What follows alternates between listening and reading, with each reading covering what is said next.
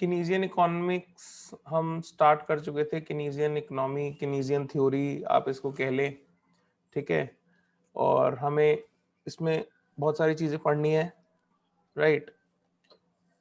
तो last class में मैं कुछ बातें बता करके गया था आप लोगों को, ठीक है। किसी को याद है कुछ कुछ?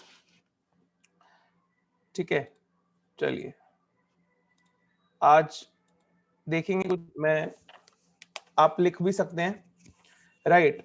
सो in this chapter basically we have to deal with two aspects.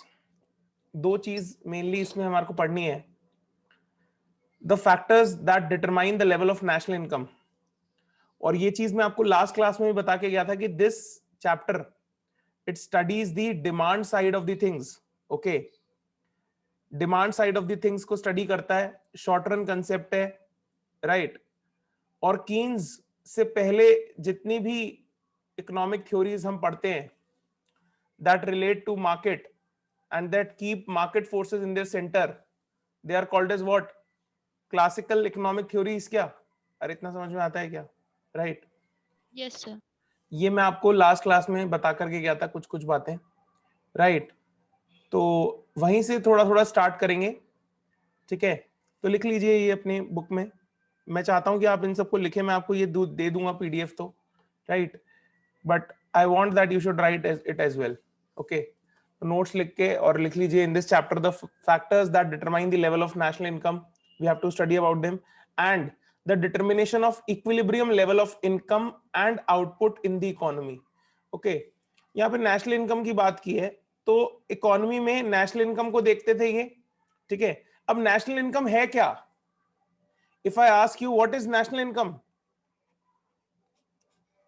it is the money value of economic goods and service of goods and services produced with in domestic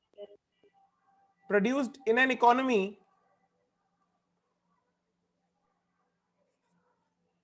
okay. यहां पे डोमेस्टिक टेरिटरी की बात कर ले,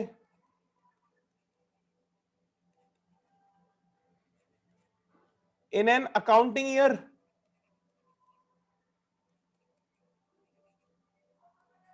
अरे यही है ना, in an accounting year plus net factor income from abroad very good net factor income from abroad, abroad right। तो ये नेशनल इनकम है बेसिकली। तो the factors that determine the level of national income, okay, so it is basically the money value, the demand that will be created, the demand that will be created, right। और इसको आगे और समझेंगे हम कि भैया ये डिमांड ही पे क्यों बात करते थे, सप्लाई पे क्यों नहीं बात करते थे ज्यादा कीन्स, क्योंकि ये शॉर्ट रन की बात कर रहे हैं, right.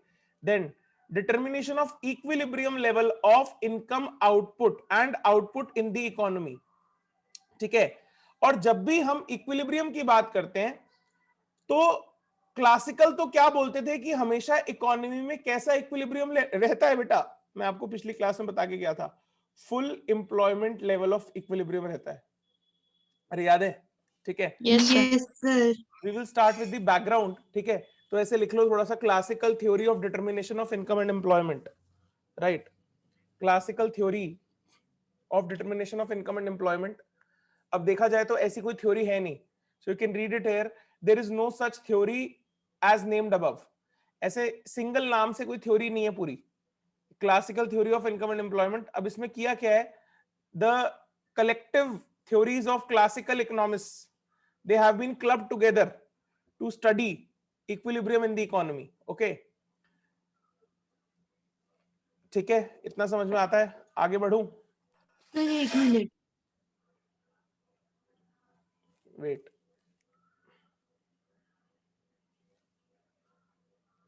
yes, write it down, that classical theory, there is no such theory as named above, okay। The collective theories of classical economists here, all before Keynes, ठीक है। तो सभी इकोनॉमिस्ट की थ्योरी जो कीन्स से पहले के हैं उनको हम क्या बोलते हैं बेटा? Classical economists, right. they are studied together to determine the equilibrium level of income and employment.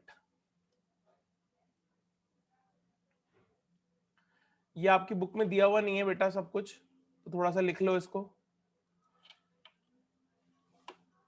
Right. Next है, this can be understood by the sage law, ठीक है। अब which states that, says law क्या बोलता था, supply creates its own demand, supply creates it's क्या, own demand. क्या इतना क्लियर है क्या? Yes sir. ठीक है, यानी हमेशा इकोनॉमी के अंदर डिमांड की कभी प्रॉब्लम रहेगी नहीं सर। सर डिमांड की प्रॉब्लम नहीं रहेगी मतलब जो बनाओ बिक जाएगा, अरे जो बनाओगे बिक जाएगा, ठीक है।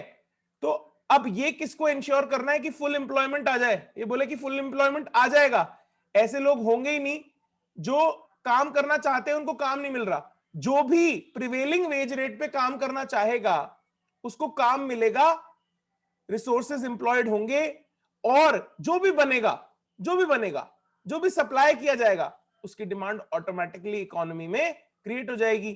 दे believe that there is an invisible hand, ठीक है, there is an invisible hand और market forces in the economy that balances everything and economy always operates at full employment level, ठीक है। फुल एम्प्लॉयमेंट लेवल के बाद bracket में एक चीज लिख लेना, I have missed it. Full employment level के बाद ब्रैकेट में आप एक चीज लिखेंगे सर, बोलूं मैं? Yes, sir. Full employment level के बाद ब्रैकेट में लिखिएगा all those who are willing to work, bracket में all those who are willing to work at the prevailing wages, all those who are willing to work at the prevailing wages are getting work, okay।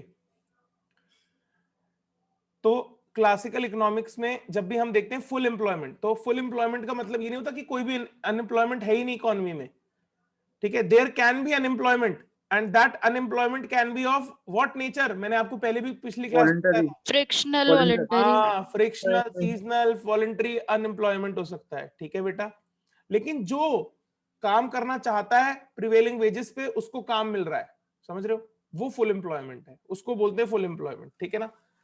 There is no employment as the labor is willing to work at the wage rate determined at a point of intersection of the demand and supply of labor, ठीक है।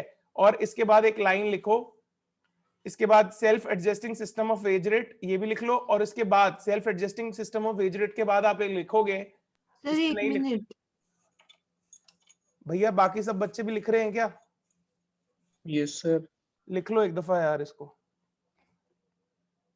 ठीक है।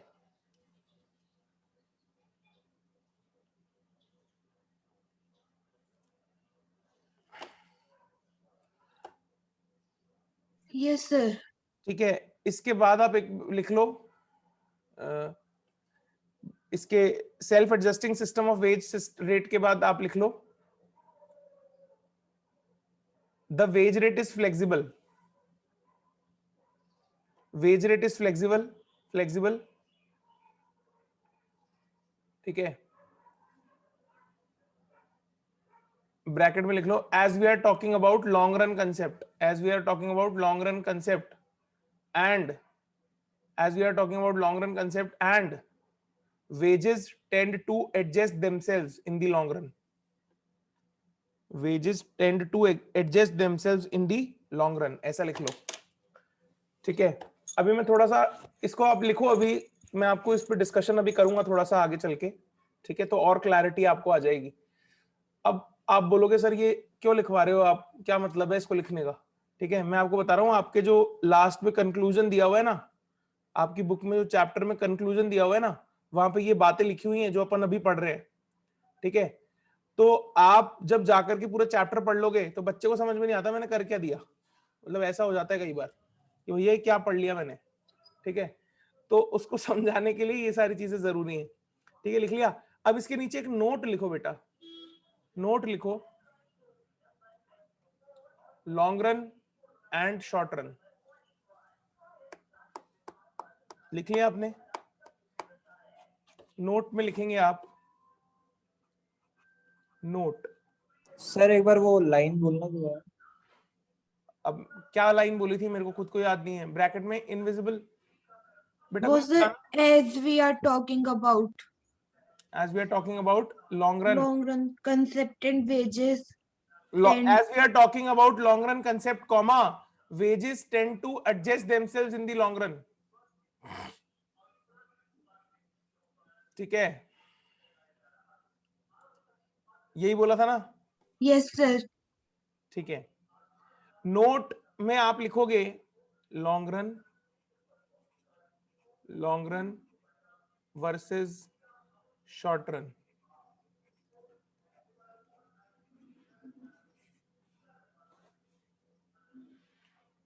ठीक है, तो अभी तक का जो लॉन्ग रन और शॉर्ट रन का ज्ञान तुम्हारे पास है वो तो है ही, ठीक है, तो वो मैं नहीं लिखवा रहा। अभी तक का तुम्हारे पास क्या लॉन्ग रन और शॉर्ट रन का ज्ञान है?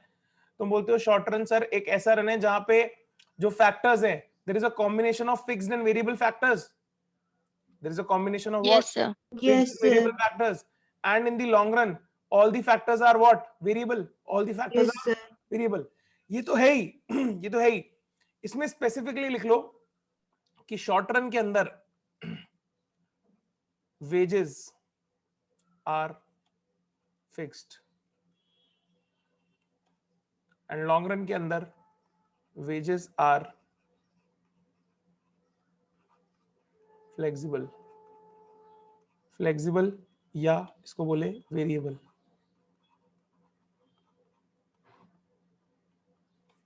बस ये लिख लो बस इतना, ठीक है, yes sir, आगे बढ़ जाए। ठीक है, unemployment in the economy if any, अगर कोई अनएम्प्लॉयमेंट है भी, it is of what nature? Seasonal, frictional, voluntary, okay, and which will be eliminated in the, which will be eliminated in what? long run, long run में, ठीक है, वो अपने आप सेल्फ एडजस्ट कर जाएगा। सेल्फ हीलिंग प्रॉपर्टीज हैं economy के अंदर। कैसी प्रॉपर्टीज है बेटा? सेल्फ हीलिंग, सेल्फ हीलिंग, खुद को सही करने की प्रॉपर्टी है भैया। ठीक है, आगे बढ़ जाऊं? एक मिनट,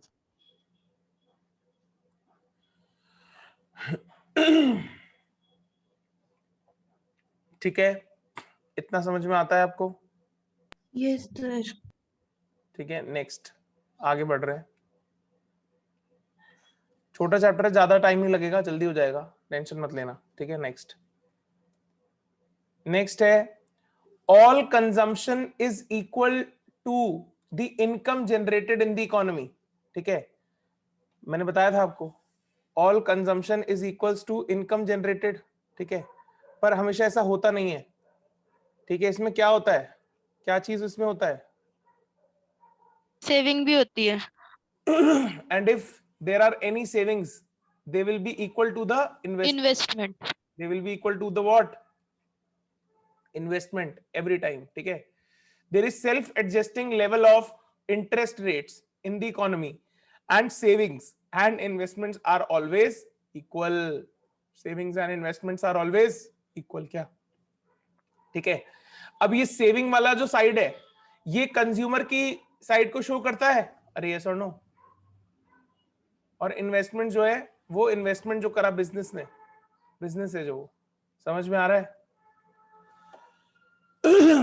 ठीक है, नेक्स्ट है there is no government intervention, there is no government intervention, the economy is completely closed economy. Okay, economy कैसा है? क्लोज्ड इकोनॉमी है बेटा। ठीक है, money supply in the economy is constant. ठीक है, मनी सप्लाई कांस्टेंट है, कांस्टेंट है बिल्कुल, मनी सप्लाई कैसा है? कांस्टेंट है। ठीक है सर, ये पॉइंट यहां पे क्यों पढ़ा रहे हो, मनी सप्लाई इज कांस्टेंट? आप याद करो 12th क्लास में जब आप ये चैप्टर पढ़ते थे, ठीक है, इसमें आगे जाकर के अभी भी जब हम पढ़ेंगे तो इसमें इन्फ्लेशन और डिफ्लेशन पढ़ेंगे। yes sir, ठीक है, तो उनको करेक्ट करने के लिए क्या क्या चीजें होती हैं वो अभी मैं बताऊंगा आपको कि क्यों उनको करेक्ट करने की जरूरत पड़ती है। ठीक है, इन्फ्लेशन और डिफ्लेशन होता क्यों है इकोनॉमी में, वो देखेंगे। तो मनी जो है, money the flow of money in the economy, that also plays a very important role in clearing the inflation and deflation, in managing the inflation and deflation. ठीक है, every time, now you should understand it in this way, that every time whenever government intervenes in the economy, okay, it intervenes with two major policies. Okay, I have already told you क्या क्या होती है वो policy. Fiscal and monetary. Very good. ठीक है, तो monetary policy बोले तो the supply of money, the flow of money in the economy, and fiscal policy बोले तो they are playing with the tax rates और they are playing with the expenditure of the government. क्या? Yes, sir. अरे fiscal policy का मतलब बोले तो या तो गवर्नमेंट का एक्सपेंडिचर दे आर क्रिएटिंग, ठीक है, and the expenditure of the government, and try to understand the expenditure of the government, what kind of expenditure government is doing. ठीक है, गवर्नमेंट का जो एक्सपेंडिचर होता है sir, that is the type of investment in the economy, that is the type of consumption in the economy that creates pure income, that creates pure income in the economy, because that consumption is not consumption for the sake of consumption. मैं क्या बोल रहा हूं?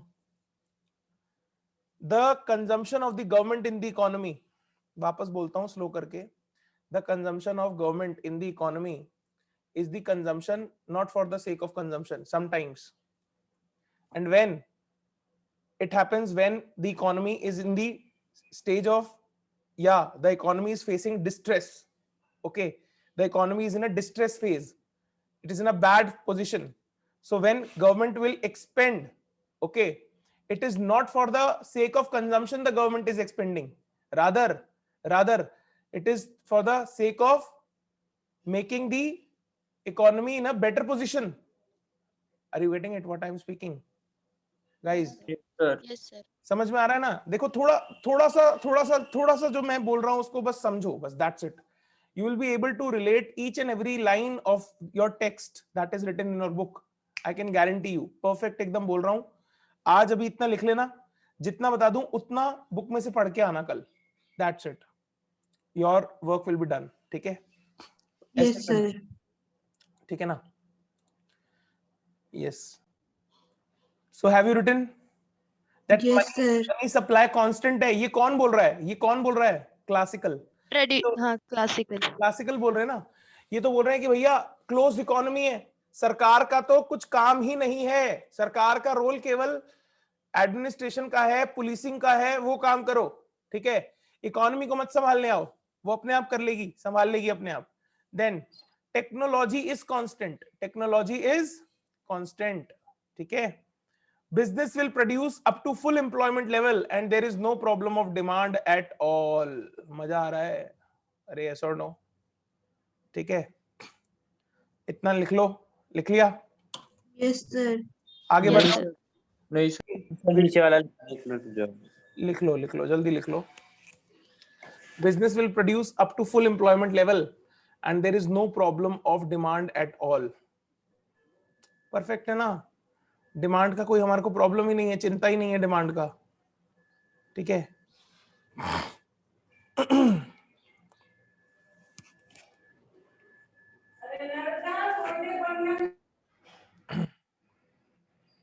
ठीक है.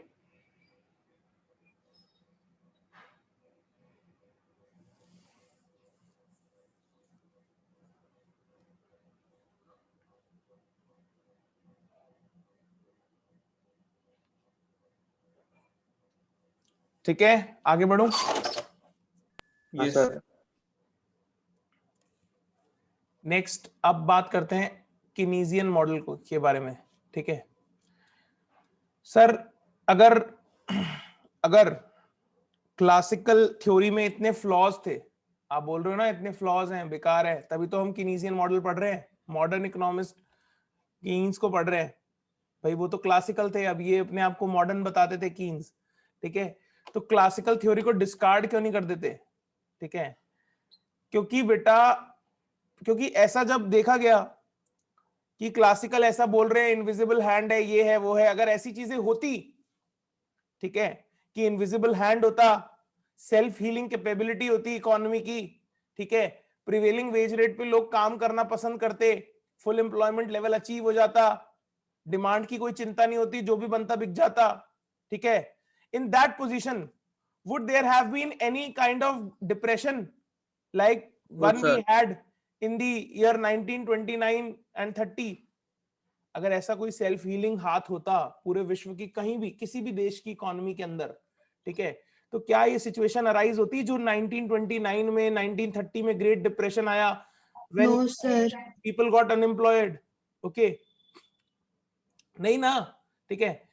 But ये तो हमने देखा, ये फैक्ट था कि भैया ऐसा तो कहीं देखने को मिला नहीं, लेकिन उनकी थ्योरी में दम तो था, इसलिए उनकी थ्योरी को कंप्लीटली डिस्कार्ड नहीं किया जा सकता. Some principles that they have said, ठीक है, they are worth understanding, because theory के अंदर मैंने आपको ये शायद पिछली क्लास में ही बताया था थोड़ा सा, ठीक है, कि थ्योरी को डिस्कार्ड नहीं करते, उसको कभी कभी अभी भी अप्लाई किया जाता है कई बार, ठीक है ना. देखा जाता है कि भैया इकोनॉमी अपने आप एडजस्ट करेगी कुछ चीजों को, ठीक है, वो चीज है, राइट. और कीन्स को तो हम खैर यूज करते ही हैं कई बार, ठीक है. तो अभी उसको आगे देखेंगे. तो यहां पे मैंने लिखा है साइड में, आपको दिख रहा होगा, facts alone do not destroy the theory, ठीक है. तो चलो अब आगे बढ़ते हैं. कीन्स की थ्योरी. कीन्स की थ्योरी कैसा कंसेप्ट है सर? शॉर्ट रन कंसेप्ट है बेसिकली. कीन्स का थ्योरी ना शॉर्ट रन है ना लॉन्ग रन है, ठीक है. तो ब्रैकेट में लिख लो, Keynes did not considered the time dimension. Keynes did not consider the time dimension.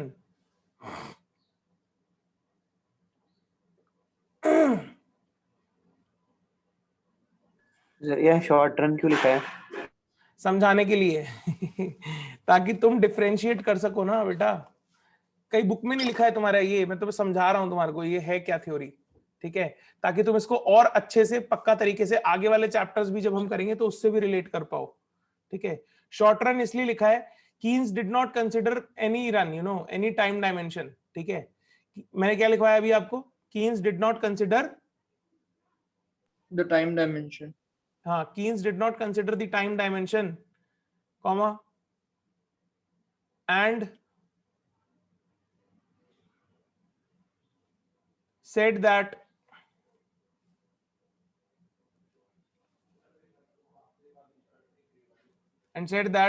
long run will be when we all are dead. When we all will be dead. When we all will be dead. ऐसा बोलते थे वो. क्या बोलते थे sir? समझ में नहीं आया. बोलते थे जो है अभी करना है अभी करो. लॉन्ग रन कुछ नहीं है. लॉन्ग रन कुछ नहीं होता. किसने देखा कल तो हम मर जाएंगे, ठीक है. तो इस तरीके से बोलते थे, ठीक है. And this is a demand sided model. This is a demand sided model, ठीक है. Because in the short run aggregate supply is constant.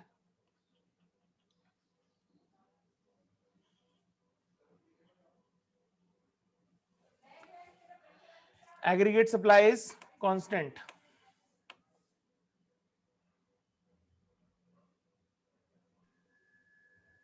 ठीक है. जो फाउंडेशन में नहीं थी क्या कीन्स की थ्योरी, वो डिमांड वाले चैप्टर में, मार्केट वाले में? बेटा वो तो क्लासिकल थी ना. सर वो कीन्स की तो थी. किसने कह दिया कि कीन्स की थी? सर कीन्स थ्योरी नहीं थी क्या लास्ट में, वो उसके लिए आती थी, मार्केट के लिए? कौन सी कीन्स आ गई भैया? फाउंडेशन में कौन सा कीन आ गया? सर वो कीन्स थ्योरी नहीं आती, वो एक पूरा ग्राफ बनता था कि जब है ना कॉम्पिटिटिव प्राइस बढ़ाता है तो फिर अपन नहीं बढ़ाते, लेकिन गिराता है तो सबसे पहले अपन गिराते हैं. एक थ्योरी थी वो तो एक छोटा सा वो था, वो कीन्स वाला नहीं था, उसका नाम आई एम क्विकी मॉडल. हाँ वो किनीजियन वाला था क्या? That was not Keynes, I think. Sweezy's model, right? Oligopoly है. कीन्स लिखा गया. नहीं वो कोई और नाम था. I'll show you. I'm also forgetting the name.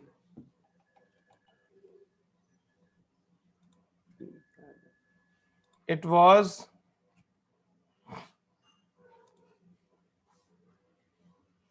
wait. Sorry.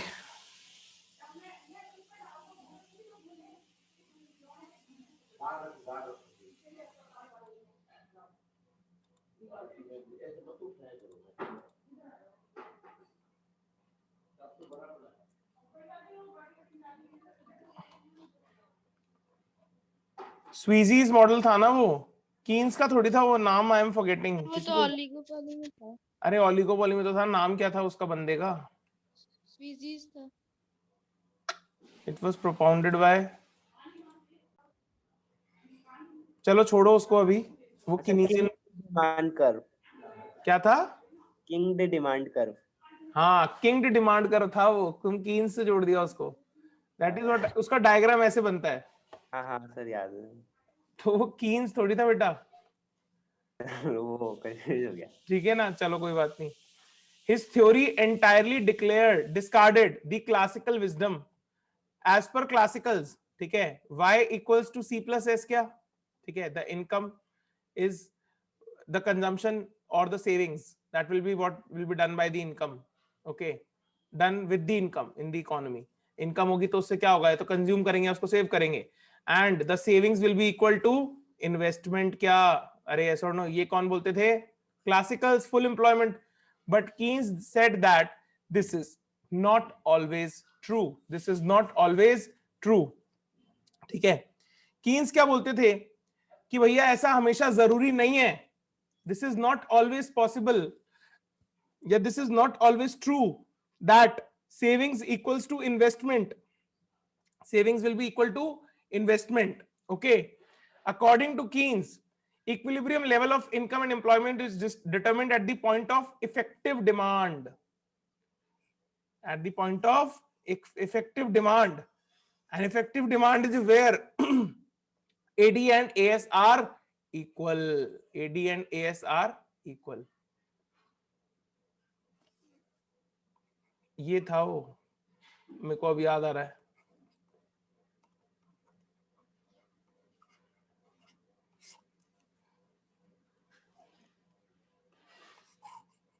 ठीक है, पॉल ए स्वीजीज मॉडल, ठीक है। ये समझ में आता है कि तुम्हारे को, according to Keynes, equilibrium level of income and employment is determined at a point of effective demand, क्या इतना समझ में आता है क्या? लिख लिया इतना? Yes, sir. नहीं सर। नहीं लिखा तो बाद में लिखना। सुनो मेरी बात, यहाँ पे सुन लो पहले।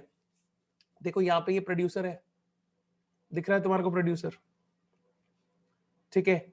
ये क्या सप्लाई करता है इकोनॉमी में? Goods and services.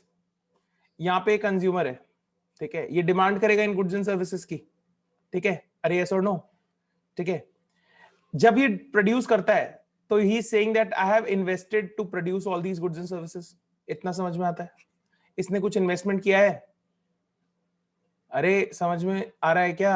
ये सप्लाई कर रहा है ना, सप्लाई, ठीक है। Yes, sir. And when he's supplying, he's expecting the value for goods and services. That is what is his expectation.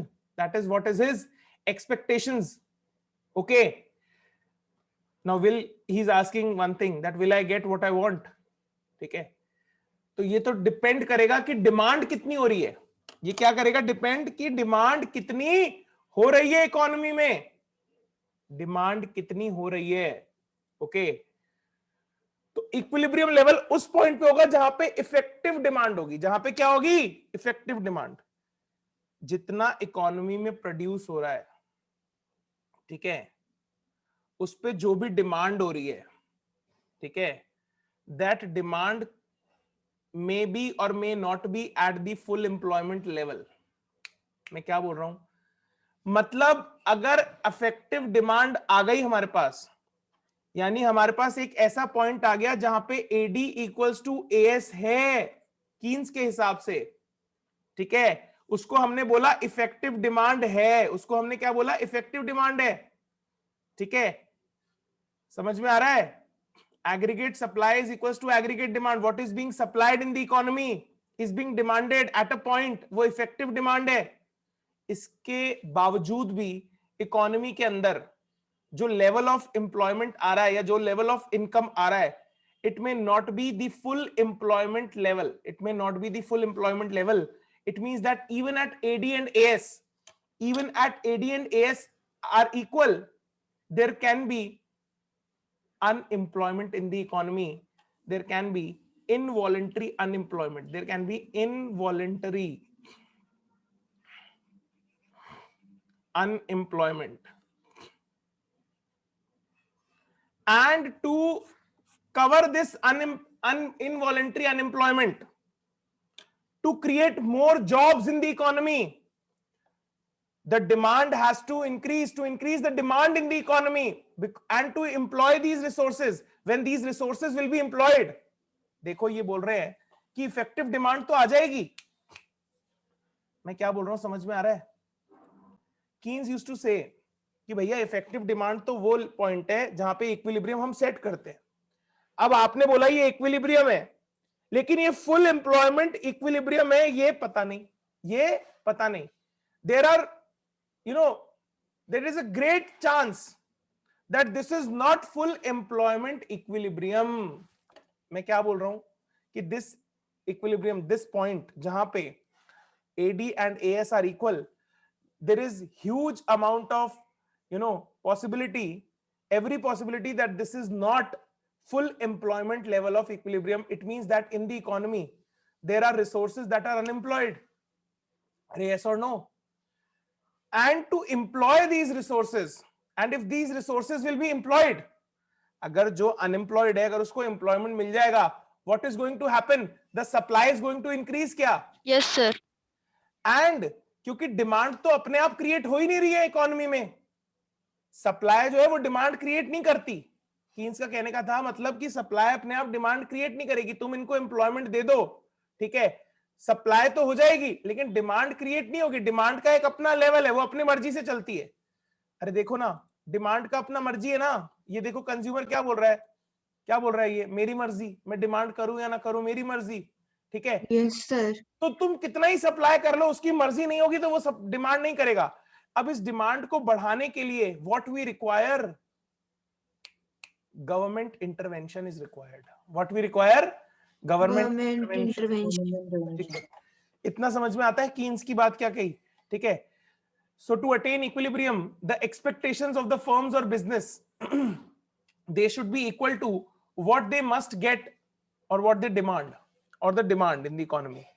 Okay, जो उन्होंने इन्वेस्टमेंट किया है उसका उनको वैल्यू मिलना चाहिए ना. अरे उन्होंने इन्वेस्टमेंट किया, वेजेस दिया, सब कुछ दिया, ये सारी चीजें दी, वो इनकम जनरेट हो गई इकोनॉमी में. अब वो चाहते हैं कि इतना ही कंजम्पशन होना चाहिए, ठीक है, लेकिन ऐसा होता नहीं है क्योंकि कंजम्पशन के पैटर्न्स जो है they are very very different, ठीक है. क्योंकि ये तो एक्सपेक्टेशंस तो जो हैं ये मोर और लेस कैसी रहती हैं, stable in the short run. ये मोर और लेस कैसी रहती हैं, कांस्टेंट, ठीक है. Yes, sir. ये मोर और लेस कांस्टेंट रहती हैं. लेकिन जो ये है डिमांड साइड है, this keeps on changing, and we have seen that what is there in the demand side, AD is what, it can be consumption expenditure, it is the investment expenditure, it is the government expenditure, it can be, अगर आप rest of the world को लेते हैं, net exports, ठीक है. तो these components they may vary. These are the components of AD, and AD can be variable, AD can be different. Okay, so we have to understand AD, ठीक है. इसलिए इसको बोला डिमांड साइडेड मॉडल, ठीक है. अब यहाँ पे AD और AS के बारे में मैं कुछ लिखा हूं, ठीक है. इसको याद मत कर लेना, समझाने के लिए डेफिनेशन लिखी है, ठीक है. What these are the receipts that the producers or the businesses, the firms they expect to receive from various levels of employment. समझ में आ रहा है? उन्होंने जो इन्वेस्टमेंट किया हुआ है, ठीक है, उन्होंने जो इनकम दी है इकोनॉमी के अंदर, वो चाहते हैं कि रिटर्न बैक होकर के कंजम्पशन के रूप में आए, और हमारा जो हमने प्रोड्यूस करके गुड्स एंड सर्विसेज इकोनॉमी में दिया है उसको क्या करे, पूरे तरीके से कंज्यूम करे, ठीक है. और एडी क्या है, receipts that they must get, ठीक है. इतना डिमांड होना चाहिए इकोनॉमी में to fulfil the equilibrium point, effective demand आना चाहिए, तो बराबर होना चाहिए एडी और एएस, ठीक है. Are you getting it? समझ में आ रहा है इतना? ठीक है. नाउ लिसन वेरी केयरफुली, बाद में लिख लेना, मैं आपसे ये फाइल शेयर कर दूंगा. अभी आप जल्दी से इस डायग्राम को देखो यार एक बार, Can you see this AS? That is consumption and investment. Yes, sir. ठीक है, क्योंकि ये बिजनेस के साइड से देख रहे हैं ना हम. सॉरी, यहाँ पे कंजम्पशन एंड सेविंग्स होगा ना.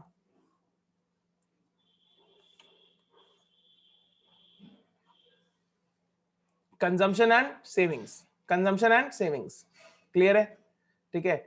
What is being thrown in the economy will either be consumed, right? The income, that this is the income that is being thrown, this is the investment being made by the business. अरे yes or no? समझ में आ रहा है क्या? अरे समझ में आ रहा है? Yes, sir. तो ये बोल रहे हैं कि इस पॉइंट पे अगर हमारी डिमांड ऑपरेट करती है, एग्रीगेट डिमांड, ठीक है, तो ई पॉइंट हमारा क्या हो गया? इफेक्टिव डिमांड का पॉइंट. ई क्या हो गया हमारा बेटा? इफेक्टिव डिमांड का पॉइंट हो गया. और ई पॉइंट से ई पॉइंट पे हमारी इनकम कितनी हो गई? वाई. कितनी हो गई बेटा? वाई. ये समझ में आता है? Yes, sir. अगर हमारी इनकम को हमें बढ़ाना है, अगर हमने इनकम बढ़ाई, हमने इनकम बढ़ाई मतलब सप्लाई बढ़ गई. देखो ना, इन्वेस्टमेंट ज्यादा कर दिया, मतलब ज्यादा पैसे दे दिए और लोगों को कंजम्पशन, इनकम वाई बढ़ गई. क्योंकि अभी तो इस पॉइंट पे इकोनॉमी, हमने देखा कि इकोनॉमी फुल एम्प्लॉयमेंट पे नहीं है. हम तो ये अज्यूम कर रहे हैं कि इकोनॉमी इस पे फुल एम्प्लॉयमेंट पे होनी चाहिए, लेकिन अगर नहीं है और Y1 लेवल तक एम्प्लॉय कर सकते हैं रिसोर्सेज को, ठीक है, जैसे Y1 लेवल पे आए तो हमने यहाँ पे रिसोर्सेज को एम्प्लॉय कर लिया. कितना? N dash. देख रहे हो, मैंने यहाँ पे एम्प्लॉयमेंट का भी ग्राफ बनाया है. देख रहे हो क्या? इस पे कितने रिसोर्सेज है? Y के ऊपर कितने रिसोर्सेज एम्प्लॉय कर रखे हैं? N. Can you see? Yes, sir. Yes, sir. ठीक है. और अगर मैंने इनकम को बढ़ाना है तो रिसोर्सेज को भी बढ़ाना पड़ेगा ना, एम्प्लॉयमेंट देना पड़ेगा ज्यादा रिसोर्सेज को. क्लियर हो रहा है? हाँ, sir. ठीक है. तो यहां पे हमारा इस पोजीशन पे क्या हुआ? मतलब सप्लाई तो हो रही है, सप्लाई तो ज्यादा हो गई ना. देखो, सप्लाई ज्यादा हो गई ना, और डिमांड कम है, डिमांड कम है. ठीक है. अब ये डिमांड बढ़े, इसके लिए अपने आप तो बढ़ेगी नहीं, ठीक है, क्योंकि ये वाले जो फैक्टर्स हैं, they are difficult to control. Individual consumption expenditure, business का इन्वेस्टमेंट लेवल, जो कि ऑटोनॉमस लिया जाता है शॉर्ट रन के अंदर. आई को ऑटोनॉमस लेते हैं, आई को फिक्स लेते हैं, फिक्स्ड, ठीक है, फिक्स लेते हैं, कांस्टेंट. ऑटोनॉमस भी नहीं कहूंगा, कांस्टेंट लेते हैं, ठीक है. इसको अगर बढ़ाना है तो किसको बीच में आना पड़ेगा? Government expenditure. ये समझ में आता है क्या आपको कि यहां से ये दूसरा, ये जो मैंने बनाया, ये फुल एम्प्लॉयमेंट करने के लिए है, ठीक है. इसके बाद भी कुछ रिसोर्सेज अनएम्प्लॉयड रह सकते हैं, ठीक है. अगर वो एम्प्लॉय हो गए और उसकी भी सप्लाई हो गई मार्केट में, तो वो जो सप्लाई है, जो सप्लाई हो जाएगी, उसको कंज्यूम करने के लिए वापस से किसको अपना, यहां पे अगर जी है और अभी और बढ़ गया, मतलब मैं यहां पे Y3 डैश लगा देता हूं, यहां पे एक और बन गया, जैसे मान लो, तो अभी यहां पे गवर्नमेंट एक्सपेंडिचर कर रही थी, लेकिन अब वापस यहां पे गवर्नमेंट की हेल्प लगेगी, तो यहां पे शायद जी डैश हो जाएगा. बाकी सब तो रहेगा ही, सी प्लस आए तो रहेगा ही, यहां पे जी डैश, और एक और यहां से इस तरीके से डिमांड कर्व हम निकाल देंगे. समझ में आ रहा है? Are you getting it? Yes, sir. Yes, sir. ठीक है. At Y dash level, what is being produced is not being consumed unless government intervenes. Okay, Y dash के ऊपर गवर्नमेंट जब तक इंटरवीन नहीं करेगी, ठीक है, तब तक कुछ नहीं होगा. Now you come to the page number 1.52, last para.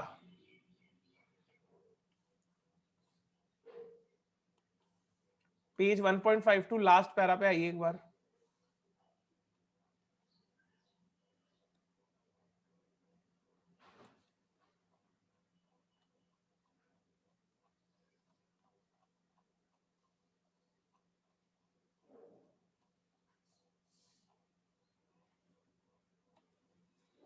Wait wait wait, ये क्या कीनीजियन वाला ही चैप्टर खुला हुआ है ना?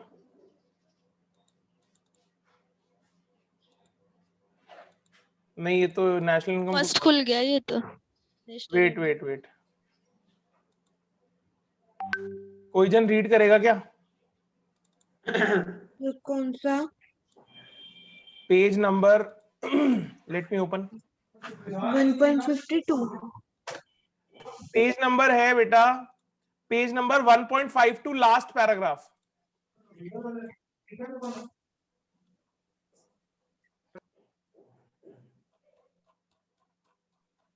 अब सही है क्या ये? Yes हाँ sir. सर सही है, अब सही है यही है सर नीचे के।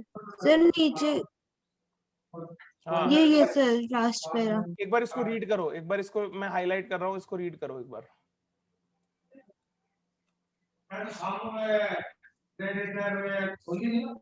Yes yes yes, Keynes theory. Disturbance आ रहा है, डिस्टर्बेंस आ रहा है तुम्हारे, कोई और जन ना रीड करो, मैं पढ़ता हूं। इसमें लिखा है बेटा, Keynes theory of determination of equilibrium, real GDP, employment and prices focuses on the relationship between aggregate income and aggregate expenditure। ठीक है, एग्रीगेट इनकम तो क्या हो गई आपकी एक्सपेक्टेशन, और एग्रीगेट एक्सपेंडिचर क्या हो गया आपका ठीक है। There is difference between equilibrium income, the level towards which economy gravitates in the short run, ठीक है, एंड पोटेंशियल इनकम। समझ में आ रहा है क्या?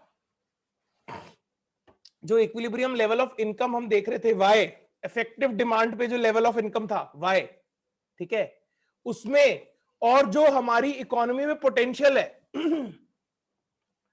the level of income that the economy is technically capable of producing without generating inflation, it is different, there is difference, okay, there is difference, ठीक है।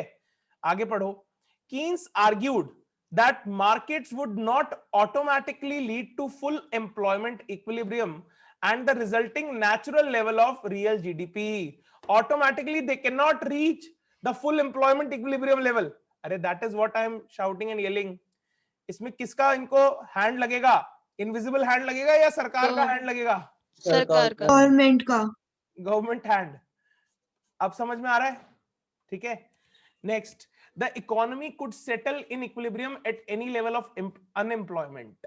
ये मैं आपको बता चुका कि भैया अनएम्प्लॉयमेंट होते हुए भी इकोनॉमी जो है वो इक्विलिब्रियम में हो सकती है। यहां पे देखो मैंने लिखा है नीचे कुछ नोट, ध्यान से पढ़ना। It can be assumed that at Y there is no full employment but AD equals to AS. क्या? Yes sir. मतलब फुल एम्प्लॉयमेंट तो नहीं है लेकिन इक्विलिब्रियम है, अरे इफेक्टिव डिमांड है, अरे एडी इक्वल्स टू एएस है, ठीक है। Hence equilibrium level of income but potential income is at Y dash. We are assuming it Y dash, it can be Y dash dash dash, okay, where equilibrium can be obtained only through government spending, only through government spending। अब आपको थोड़ी clarity आ रही है classical model और Keynes के model में क्या difference है? यस अरे आ सर। रही है कि क्लैरिटी? Yes sir. बेटा आप समझ में आ रहा है क्या? सर आप ये कह रहे हो कि गवर्नमेंट इंटरवेरेंस करेगी, लेकिन मतलब करेगी कैसे फुल एम्प्लॉयमेंट डालने के लिए? गवर्नमेंट इंटरवेंशन करेगी ना, मॉनेटरी पॉलिसी से, फिस्कल पॉलिसी से। बोल तो रहा हूं, अभी पहले ही बताया थोड़ी देर पहले। उसमें तो उन्होंने अज्यूम कर रखा था ना मनी सप्लाई कांस्टेंट है। यहां तो हम अज्यूम ही नहीं करते मनी सप्लाई कांस्टेंट है। यहाँ पे तो हम मनी के टूल्स देखते हैं। जब आप मनी वाला चैप्टर पढ़ोगे आगे तो उसमें देखोगे आरबीआई किस तरीके से मॉनेटरी पॉलिसी बनाता है। एमपीसी है हमारे देश के अंदर, मॉनेटरी पॉलिसी कमिटी, ठीक है। फिस्कल पॉलिसी होती है, टैक्सेशन को कम करके लोगों के हाथ में पैसा कैसे पहुंचाना है। अगर डिफ्लेशन है, ठीक है, डिमांड ही नहीं हो रही, ठीक है, और इन्फ्लेशन है तो पुल करना है मनी को। इस तरीके से गवर्नमेंट इंटरवीन करेगी और बैलेंस क्रिएट करने की कोशिश करेगी इकोनॉमी में, फुल एम्प्लॉयमेंट क्रिएट करने की कोशिश करेगी। That is what Keynes used to say, no, कि भैया तुम कह रहे हो इनविजिबल हैंड है। काय का इनविजिबल हैंड है? अगर इनविजिबल हैंड होता तो 1930 के अंदर लोग बेरोजगार क्यों होते, ग्रेट डिप्रेशन क्यों आता? कहां गया इनविजिबल हैंड वहां पे? अब आया समझ में? अब डिफरेंस आया? ये इसलिए बताना जरूरी है क्योंकि अगर तुम कोरा टेक्स्ट पढ़ोगे ना, you will be lost, I don't know where. Sir. हाँ बोलो। सर ये पोटेंशियल इनकम क्या होता है? कैपेसिटी ऑफ द इकोनॉमी, तुम्हारी इकोनॉमी का औकात जो है वो तो बहुत ज्यादा है, ठीक है। अभी एक आगे डायग्राम और दिखाऊंगा, 5 मिनट रुकना, ठीक है, तो उसमें आपको और क्लैरिटी समझ में आ जाएगा। ये कह रहे हैं, सुनो मेरी बात, ये कह रहे हैं कि जिस पॉइंट के ऊपर एग्रीगेट डिमांड हो रहा है ना इकोनॉमी में, ठीक है, हम मान के बैठ गए हैं कि ये एम्प्लॉयमेंट लेवल ही बस इतना औकात है इकोनॉमी का। नहीं, ऐसा नहीं है, इकोनॉमी का औकात इससे बहुत ज्यादा है। Are you getting it? Economy की जो औकात है वो बहुत ज्यादा है, ठीक है। पोटेंशियल इनकम, ठीक है, पोटेंशियल इनकम जनरेटिंग कैपेसिटी है इकोनॉमी के अंदर, मतलब और रिसोर्सेज को एम्प्लॉय किया जा सकता है। जब पोटेंशियल इनकम जनरेट होगी, जब एडिशनल इनकम जनरेट होगी, अरे तो एडिशनल इनकम को खर्च करो ना, डिमांड क्रिएट करो। अरे ऐसे कैसे होगी सर, डिमांड क्रिएट नहीं कर रहे वो तो। आप किसी इंडिविजुअल कंज्यूमर की प्रेफरेंसेस को हिंडर कर सकते हो क्या? क्या आप माइक्रो इकोनॉमिक फैक्टर्स को एक नेशनल लेवल पे, या तो मैक्रो इकोनॉमिक्स पढ़ रहे हैं ना, क्या it is very very difficult? No. अरे हर कंज्यूमर की इनकम को मैनेज करना माइक्रो लेवल पे इजी है क्या? तुम क्या सोचते हो, तुम्हारा पड़ोसी क्या सोचता है, तुम्हारा बाजू वाला क्या सोचता है? Very very difficult, no. तो भैया इकोनॉमी के अंदर अगर इनकम इतनी जनरेट हो रही है तो डिमांड क्यों नहीं कर रहे लोग?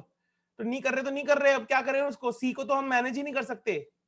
सी क्या है? कंजम्पशन एक्सपेंडिचर, ठीक है। ये डिफरेंट कंपोनेंट्स को देखेंगे ना हम, किसके? एडी के, एग्रीगेट डिमांड के। अरे अब समझ में आ रहा है क्या? Yes sir. आ रहा है क्या बेटा? Yes sir. ठीक है। अरे इसलिए तो डिफिकल्ट सब्जेक्ट है इकोनॉमिक्स, ठीक है। इतना अज्यूम करना पड़ता है, इतना सोचना पड़ता है कि भैया इसको तो छेड़ ही नहीं सकते। अरे कंजम्पशन एक्सपेंडिचर तो अपने मर्जी से करेगा ना घर वाला, इन्वेस्टमेंट जो है वो तो हमने कांस्टेंट मान के चला है, ठीक है। तो बाकी जो है गवर्नमेंट देखेगी, गवर्नमेंट सारा खेल कौन देखेगा? गवर्नमेंट, ठीक है। तो अब ये पैराग्राफ रीड करवाने का मतलब यही था, बच्चे फंसते हैं यहाँ पे कि सर ये पोटेंशियल इनकम कहां से पैदा हो गई? तो ये तो इकोनॉमी की औकात है।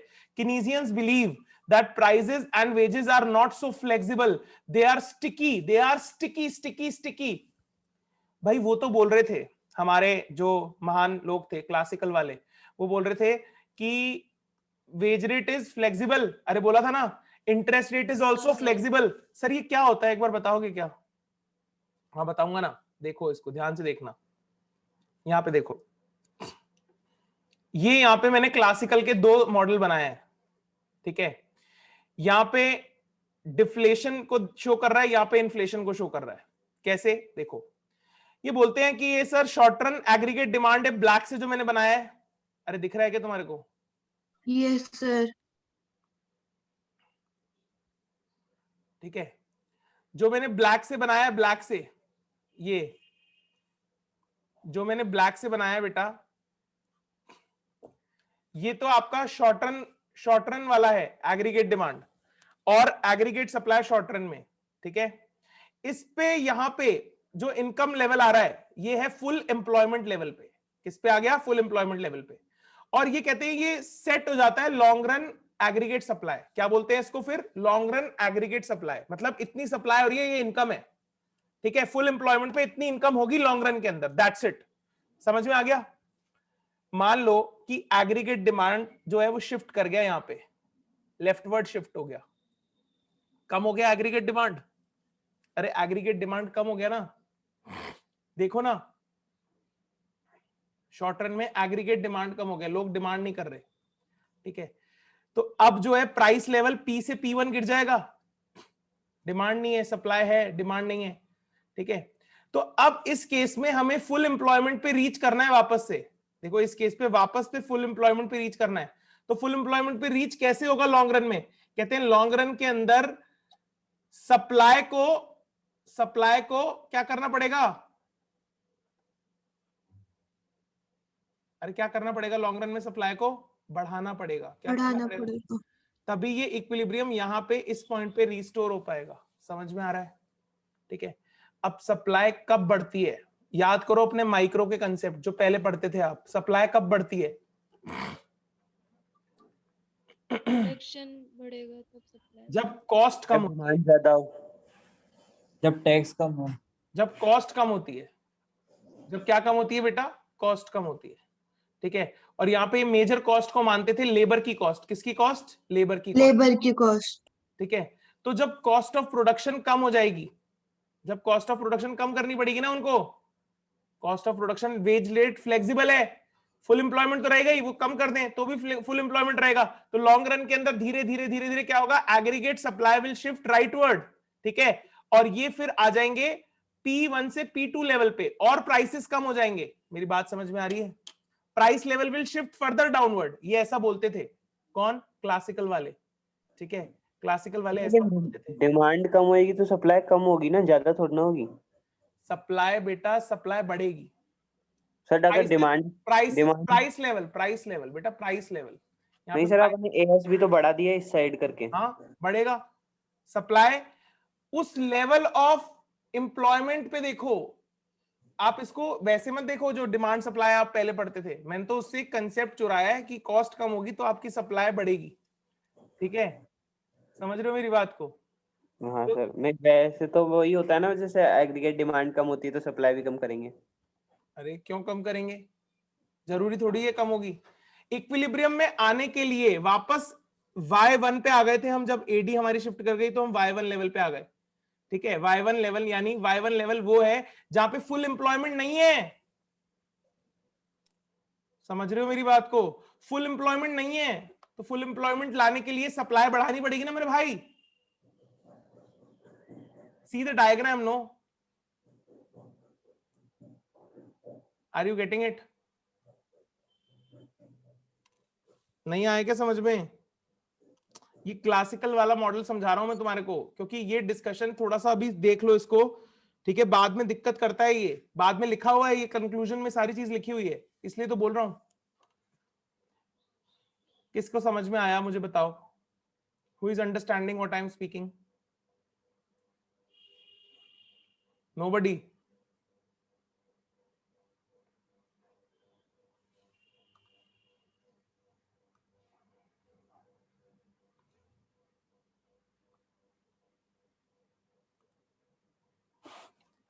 Now listen.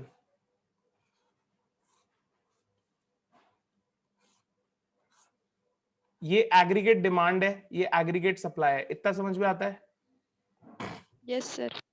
Short Yes, run sir. के अंदर। ठीक है, ये जिस लेवल पे काट रहा है हम इसको बोल रहे हैं ये full employment level of income है। इनकम एट फुल एम्प्लॉयमेंट, पूरा इनकम, पूरा एम्प्लॉयमेंट हो गया, ये इनकम है। तो हम बोल रहे हैं कि लॉन्ग रन के अंदर सप्लाई भी हमारा ये हो जाएगा, लॉन्ग रन एग्रीगेट सप्लाई। ये होना चाहिए हमेशा, हमेशा इकोनॉमी ट्राई करता है कि ये होना चाहिए। ठीक है, ठीक है, किसी कारण से डिमांड नहीं हो रहा, इस लेवल पे ऊपर प्राइस कितना है? ये P है। लेकिन अगर डिमांड नहीं हो रहा, कम हो रहा है डिमांड, तो प्राइसेस विल फॉल क्या? Yes Yes, sir. sir. Yes, sir. Prices fall कर गया, P1 पे आ गया। ठीक है, अब अगर मेरे को इसको वापस, यानी और यहां पे देखो इनकम लेवल भी कम हो गया, एम्प्लॉयमेंट ऑफ ये Y1 जो लेवल ऑफ इनकम है, क्या ये फुल एम्प्लॉयमेंट लेवल पे है? No sir. अरे हमारा फुल एम्प्लॉयमेंट तो Y है ना, Y यहां पहुंचना है हमारे को। तो यहां पहुंचने के लिए हम कैसे पहुंच सकते हैं? ठीक है, कैसे पहुंच सकते हैं? सप्लाई को इधर Supply ला increase करके, करके. ठीक है, सप्लाई को इधर ला करके लॉन्ग रन के अंदर व्हाट विल हैपन कि कॉस्ट जो है, कॉस्ट कम होएगा, कॉस्ट कम करेंगे वो लोग। कौन? सर इक्विलिब्रियम कहाँ बैठा अभी? प्रोड्यूसर्स। इक्विलिब्रियम, तो वो इक्विलिब्रियम, जो दोनों कट होंगे वो इक्विलिब्रियम हो जाएगा ना, नया वाला। हाँ तो यहाँ पे आ जाएगा ना नया इक्विलिब्रियम। लो अब वापस से YFE लेवल पे आ गए ना हम, लॉन्ग रन में सेल्फ Yes, sir. मैकेनिज्म है ना। Yes sir. ठीक है, क्यों ऐसा किया, क्यों ऐसा किया? क्योंकि producers will realise in the long run that what we are paying to the customer, what we are paying to the factors is very high. ठीक है, जिसकी वजह से हमारा सप्लाई जो है वो कम रह रहा है और हमारा डिमांड ही नहीं हो रहा है। ठीक है, तो वो सप्लाई को किस तरीके से बढ़ाएंगे? कॉस्ट को कम करेंगे। समझ रहे हो तुम? कॉस्ट कम करी, वापस से इस लेवल पे आए, प्राइस और P2 पे आ गया। समझ में आया? ठीक है, Yes, sir. अब आया समझ में? हाँ sir. अब आया क्या? Now look at this diagram. और सिमिलरली अगर डिमांड बढ़ गया, डिमांड बढ़ गई। तो यानी हम तो ऐसे कंडीशन में आ गए जहां पे Y2 पे चले गए। तो अब आपका क्वेश्चन हो सकता है जब सर जब फुल एम्प्लॉयमेंट पे थे उससे ज्यादा क्या एम्प्लॉयमेंट होगा।